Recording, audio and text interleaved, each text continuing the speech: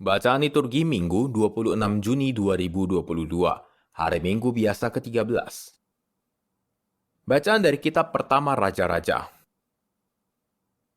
Sekali peristiwa, Tuhan berkata kepada Nabi Elia, Elisa bin Safat dari Abel Mehola harus kau urapi menjadi nabi menggantikan engkau. Maka pergilah Elia menemui Elisa bin Safat. Pada waktu itu Elisa sedang membajak dengan 12 pasang lembu dan ia sendiri mengendalikan yang ke-12. Elia lewat di dekatnya dan melemparkan jubahnya kepada Elisa. Segera Elisa meninggalkan lembu-lembunya, mengejar Elia dan berkata, "Perkenankanlah aku mencium ayah dan ibuku dahulu, lalu aku akan mengikuti engkau." Jawab Elia kepadanya, "Baiklah, pulanglah dahulu dan ingatlah apa yang telah kuperbuat kepadamu." Elisa lalu meninggalkan Elia, mengambil pasangan lembu itu dan menyembelihnya. Lalu ia memasak dagingnya dengan kayu bajak itu sebagai kayu api, dan memberikan daging itu kepada orang-orangnya, dan mereka pun memakannya. Sesudah itu bersiaplah Elisa, lalu mengikuti Elia dan menjadi pelayannya. Demikianlah sabda Tuhan, syukur kepada Allah. Ya Tuhan, Engkaulah bagian warisanku. Ya Tuhan, Engkaulah bagian warisanku. Jagalah aku ya Allah, sebab padamu aku berlindung. Aku berkata kepada Tuhan, Engkaulah Tuhanku, Engkaulah bagian warisan dan pialaku. Engkau sendirilah yang meneguhkan bagian yang diundikan kepadaku. Ya Tuhan, Engkaulah bagian warisanku. Aku memuji Tuhan yang telah memberi nasihat kepadaku. Pada waktu malam aku diajar oleh hati nuraniku. Aku senantiasa memandang kepada Tuhan. Karena ia berdiri di sebelah kananku, aku tidak goyah. Ya Tuhan, Engkaulah bagian warisanku. Sebab itu hatiku bersukacita dan jiwaku bersorak-sorai, dan tubuhku akan diam dengan tenteram. Sebab Engkau tidak menyerahkan aku ke dunia orang mati, dan tidak membiarkan orang kudus-Mu melihat kebinasaan. Ya Tuhan, Engkaulah bagian warisanku. Engkau memberitahukan kepadaku jalan kehidupan. Di hadapan-Mu ada sukacita berlimpah, di tangan kanan-Mu ada nikmat yang abadi. Ya Tuhan, Engkaulah bagian warisanku.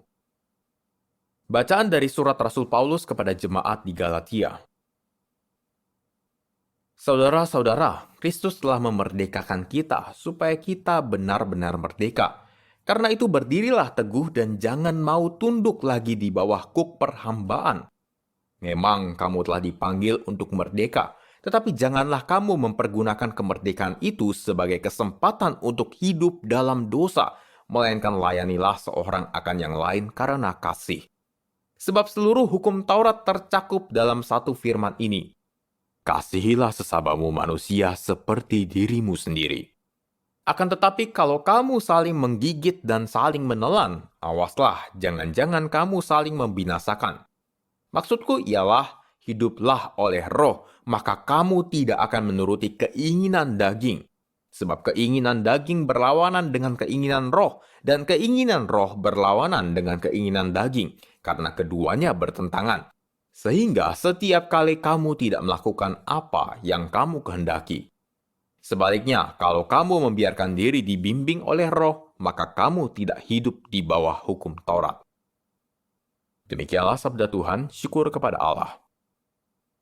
Alleluia, alleluia, alleluia. Bersabdalah ya Tuhan sebab hamba-Mu mendengarkan. Sabda-Mu adalah sabda hidup yang kekal.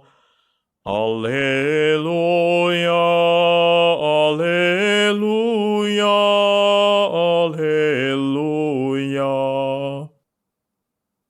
Inilah Injil suci menurut Lukas, dimuliakanlah Tuhan.